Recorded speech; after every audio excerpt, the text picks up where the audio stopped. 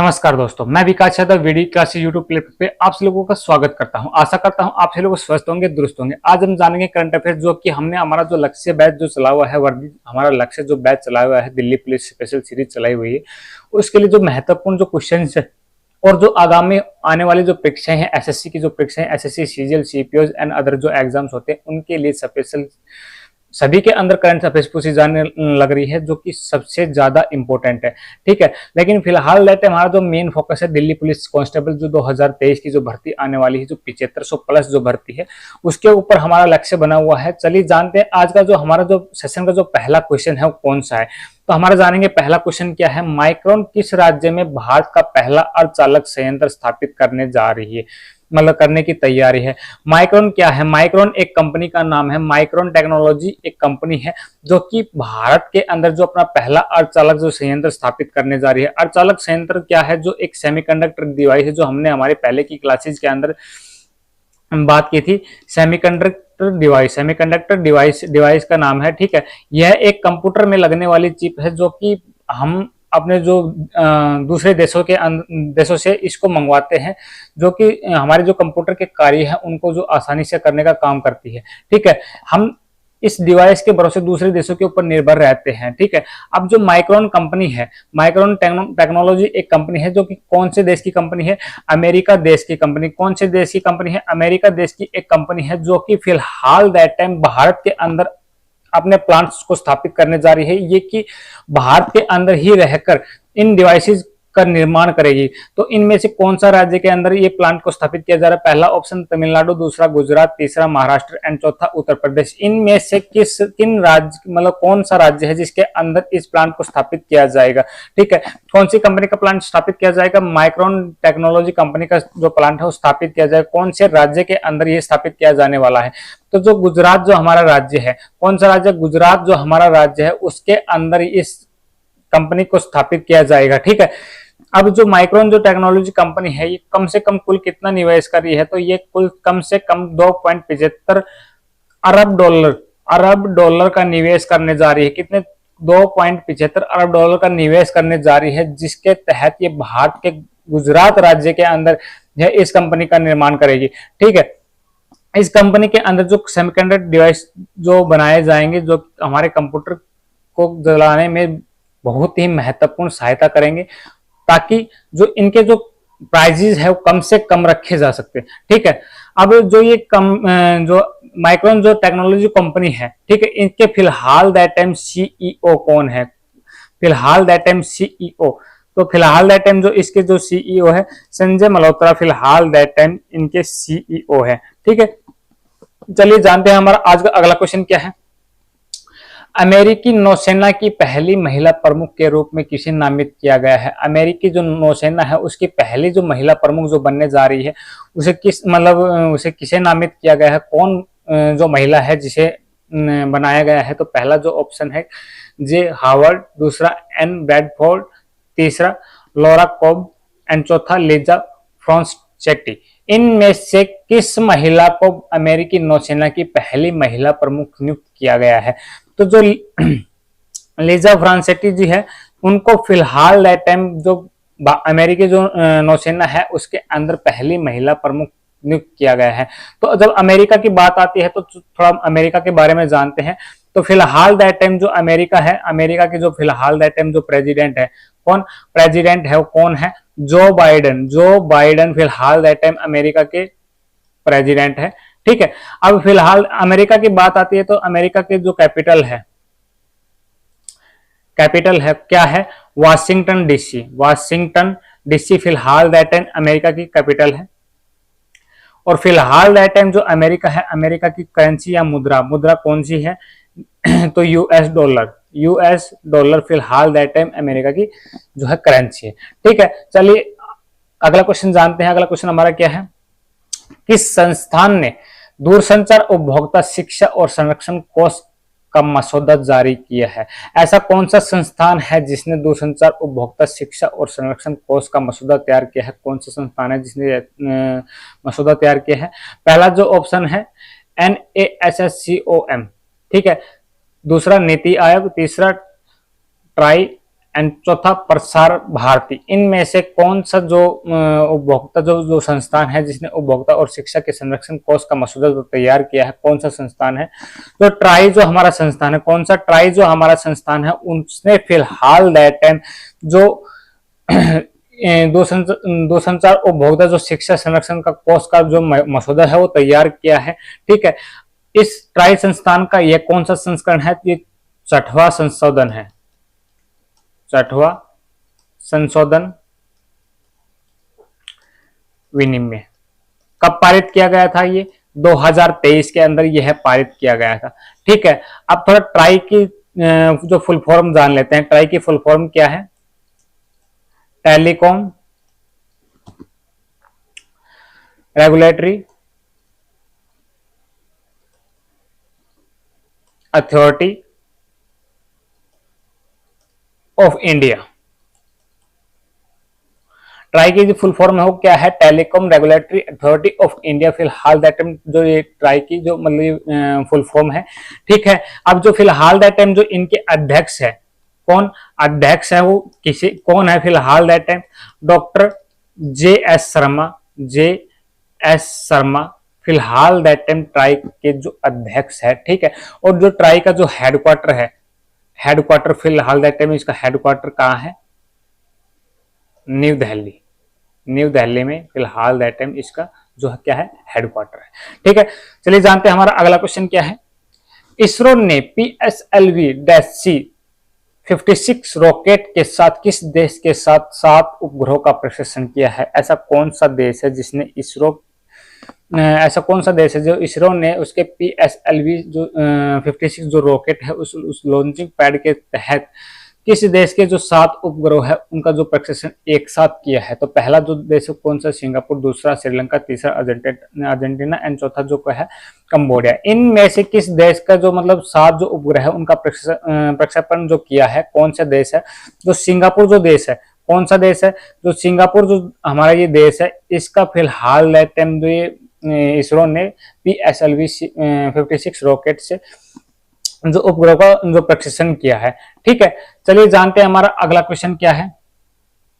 बॉम्बे उच्च न्यायालय के मुख्य न्यायाधीश के रूप में, बॉम्बे जो उच्च न्यायालय है उसके जो मुख्य न्यायाधीश के रूप में किसे नियुक्त किया गया है?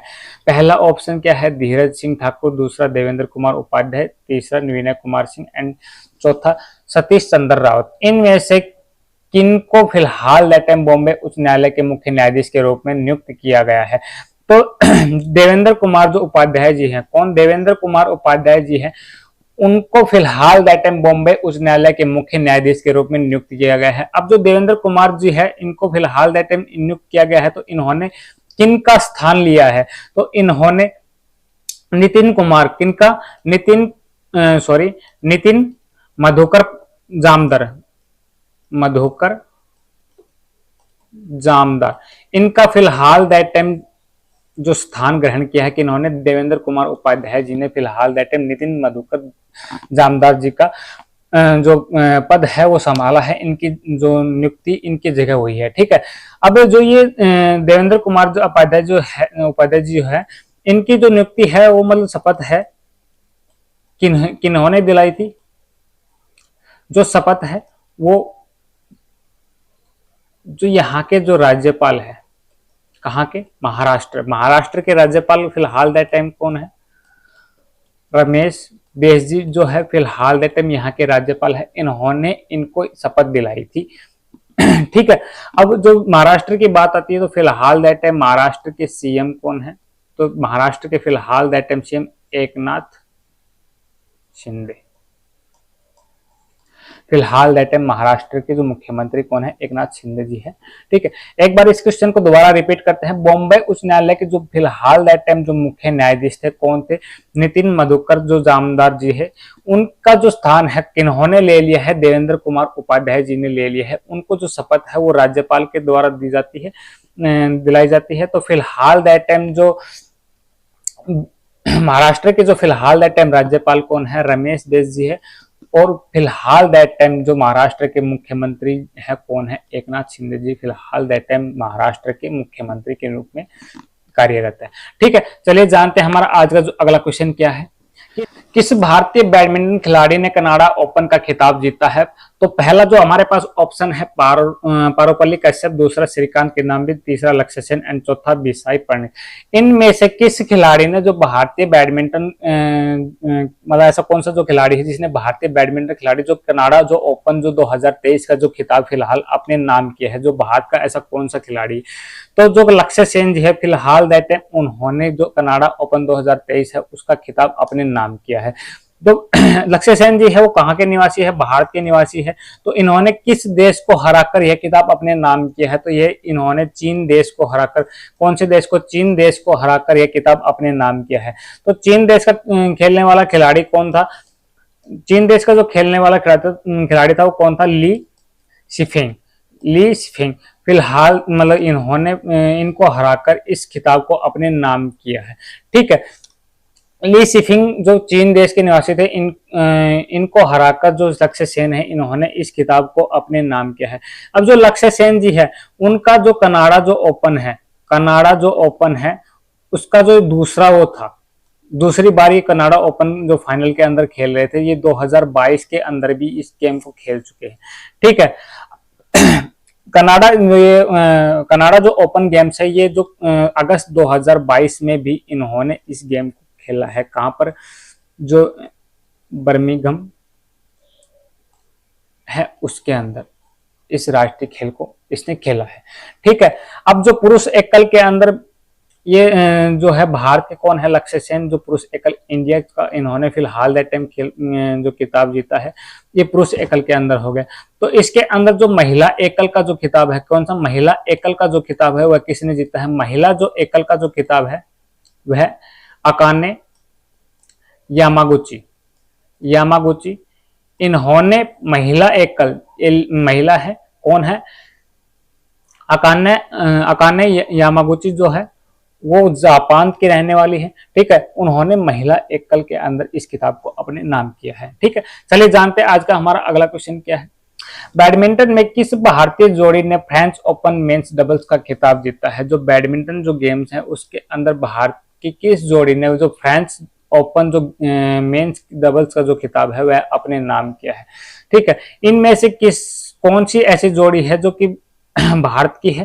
ठीक है, उसने जो फ्रेंच ओपन जो मेंस डबल्स का जो खिताब है वो अपने नाम किया है। तो सात्विक राइज, रंकी रेड्डी और चिराग शेट्टी ने फिलहाल दैट टाइम इस जो जोड़ी है इन्हें फिलहाल that time French Open men's जो डबल्स का जो खिताब है वह अपने नाम किया है। ठीक है, अब इसने जो ये जो खिताब है जो अपने नाम किया है, ठीक है, तो इसने हराया किसको है? हराया किसको है? तो इसने ताइवान देश को हराया है। ताइवान देश के किस जोड़ी को इसने हराया है? तो ताइवान जो देश की जो जोड़ी है लूचिंग याओ, लूचिंग याओ, और जो दूसरा जो खिलाड़ी था जिसका क्या नाम था? यांग को हान, इनको हराकर ताइवान देश के इन दो खिलाड़ी लो चिंग याओ और यांग को हान को हराकर यह खिताब जो डबल जो फ्रेंच ओपन मेंस का जो खिताब है वह अपने नाम किया है। ठीक है, चलिए जानते हैं आज का जो हमारा अगला क्वेश्चन क्या है। समृद्धि कर माफी योजना, समृद्धि कर माफी एक योजना है, वह किस राज्य या केंद्र शासित प्रदेश द्वारा जारी की गई है? तो पहला जो ऑप्शन क्या है हमारे पास? गुजरात, दूसरा जम्मू और कश्मीर, तीसरा दिल्ली एंड जो चौथा है वो तेलंगाना। इसमें से किस राज्य या केंद्र शासित द्वारा समृद्धि कर माफी योजना के तहत इस मतलब प्रदेश के द्वारा जो मतलब जारी की गई है? कौन सा योजना ये चलाई जा रही है समृद्धि जो कर माफी जो योजना है? तो जो दिल्ली जो हमारा जो केंद्र शासित प्रदेश जो हमारी राजधानी दिल्ली है उसके तहत इस योजना को चलाया, इस योजना को जारी किया गया है। इसकी या फिलहाल दैट टाइम जो मुख्यमंत्री है कौन है? केजरीवाल जी है। कौन है? केजरीवाल जी है। उन्होंने फिलहाल दैट टाइम जो समृद्धि कर माफी जो योजना है वो चलाई जा रही है। ठीक है, चलिए आज का जो हमारा अगला क्वेश्चन है वो क्या है। हाल ही में किस देश ने प्लेन लैंग्वेज एक्ट पारित किया है? कौन सी लैंग्वेज है प्लेन लैंग्वेज एक्ट जो पारित की है? कौन सा ऐसा देश है जिन्होंने फिलहाल that time plain language act पारित किया है? तो प्लेन लैंग्वेज जो एक्ट है वो क्या है? जो प्लेन लैंग्वेज एक्ट एक ऐसी भाषा है जो कि अंग्रेजी भाषा है। कौन सी? अंग्रेजी भाषा है, जो कि देश के अंदर जो कामकाज किया जाता है, जिस भाषा के अंदर जो किसी भी देश के अंदर कोई भी भाषा है, उस भाषा के अंदर जो कामकाज किया जाता है, उस भाषा को आसान बनाने या फिर लोगों तक हर चीज को मुहैया कराने के लिए इस जो एक्ट है इसको पारित किया गया है, जिससे कि जो भी कामकाज, जो भी कार्य, सरकारी कार्य वगैरह जो भी किया जाता है वो आम जनता तक पहुंचाया जा सके, आम जनता तक उसको समझाया जा सके कि किस प्रकार कौन सा कार्य किस पत्ती के तहत ये हुआ है।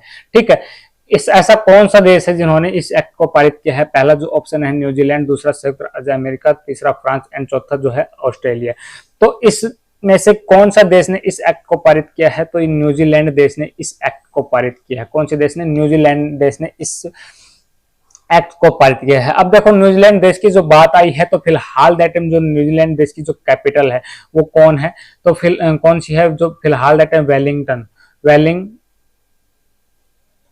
फिलहाल दैट टाइम यहाँ की क्या है? कैपिटल है। क्या है?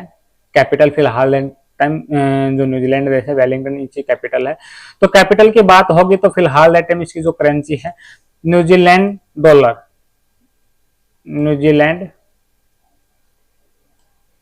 डॉलर फिलहाल दैट टाइम यहाँ की करेंसी है। और फिलहाल दैट टाइम यहाँ के पीएम कौन है? चैरिस हिपकिंस। फिलहाल दैट टाइम यहाँ के प्राइम मिनिस्टर मतलब प्रधानमंत्री नियुक्त है। ठीक है, जो कि फिलहाल दैट टाइम कार्यरत है। चलिए आज का जो हमारा अगला क्वेश्चन है वो क्या है?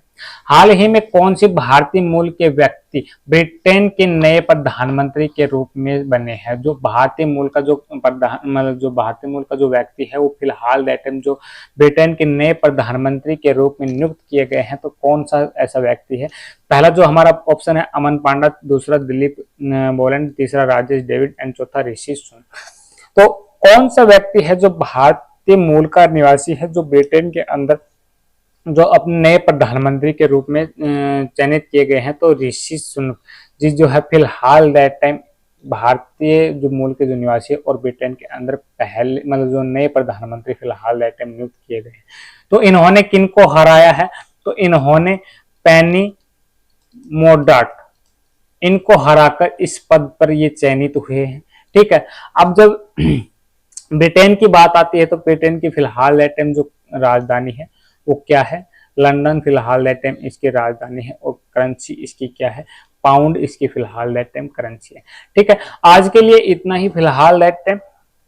आपके पास जो डिस्क्रिप्शन है इसके अंदर जो हमारे जो चैनल के जो टेलीग्राम ग्रुप्स है और जो हमारा यूट्यूब चैनल है उसके लिंक्स दिए गए हैं। इस वीडियो को अगर बढ़िया लगी हो, अच्छी लगी हो तो ज़्यादा से ज़्यादा लाइक करें, शेयर करें ताकि इस वीडियो का ज़्यादा से ज़्यादा बेनिफिट उठाया जा सके। ठीक है, आज के लिए इतना ही, धन्यवाद।